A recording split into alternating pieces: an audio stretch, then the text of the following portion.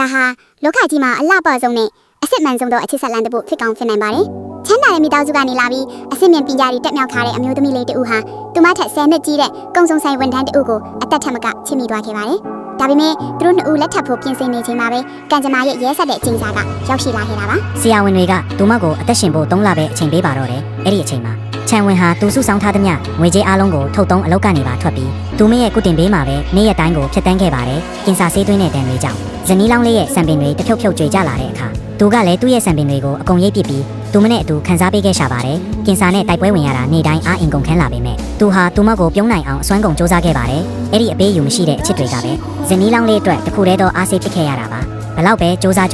တေမင်းရဲ့ခေါ်ဆောင်မှုကိုတော့တားဆီးလို့မရခဲ့ပါဘူး။အချိန်သိမ့်မရတော့မှန်းသိတဲ့အခါချန်ဝင်းဟာသူ့မကွယ်လုံးခင်မှာလက်ထပ်ပွဲကိုဆင်နွှဲဖို့ဆုံးဖြတ်ခဲ့ပါတယ်။ရောင်ရံဟာပိန်လီဆိုးဝါးနေတဲ့သူမရဲ့ရုပ်ရည်ကြောင့်မင်္ဂလာဝတ်ဆောင်နဲ့မလှမာကိုစိုးရိမ်ပြီးဝေခွဲမရဖြစ်နေခဲ့ပေမဲ့ချန်ဝင်းရဲ့မျက်ဝန်းထဲကခိုင်မာတဲ့အချစ်တွေကပဲသူမကိုတတိရှိစေခဲ့ပါတယ်။သူ့အတွက်တော့သူမဟာဘယ်ချိန်မဆိုကဘာမှအလှဆုံးအမျိုးသမီးလေးပါပဲ။သူတို့ဟာစေယုံကုတင်ပေါ်မှာပဲစိုးနှင်းစရာမင်္ဂလာပွဲလေးကိုကျင်းပခဲ့ကြပါတယ်။အဲ့ဒီနောက်မကြခင်မှာပဲသူမဟာအေဂျင့်စွာကြောခိုင်းထွက်ခွာသွားခဲ့ပါတော့တယ်။နာရီခန်းနားမှာတော့ချန်ဝင်းဟာသူမရဲ့အယိုးပြတွေကိုသူတို့နှစ်ဦးအပျော်ရှင်ဆုံးအချိန်တွေဖြတ်တန်းခဲ့ဘူးတဲ့တောင်တန်းကြီးပေါ်မှာကျဲပတ်ခဲ့ပါတယ်။နှစ်ပေါင်း10နှစ်ကြာပြီးတဲ့နောက်ရိုက်ကူးရေးအဖွဲ့ကချန်ဝင်းစီကိုတစ်ခေါက်ပြန်သွားခဲ့ပါတယ်။အခုဆိုရင်သူမအသက်ထက်မကချစ်ခဲ့တဲ့အဲ့ဒီတောင်တန်းကြီးပေါ်ကတော့အိမ်လေးထဲမှာတယောက်တည်းနေထိုင်နေပါတယ်။လူဖွဲ့စည်းတဲ့ကိုပြန်သွားပြီးဘဝတိမဆချင်ဘူးလားလို့မေးတဲ့အခါသူကခပ်ပြုံးပြုံးလေးနဲ့ပြန်ဖြေခဲ့ပါတယ်။သူမရဲ့အချစ်တွေကိုတစ်ချိန်တစ်ခါလောက်ခံစားဖို့လိုက်ရရုံနဲ့တင်ကျွန်တော်ဘဝအတွက်လုံလောက်ပါပြီဗျာဒီတောင်တန်းပေါ်မှာဆက်နေတာကသူမနဲ့အနည်းဆုံးမှရှိနေနိုင်မဲ့တခုတည်းသောနေလန်းမှုလို့ပါ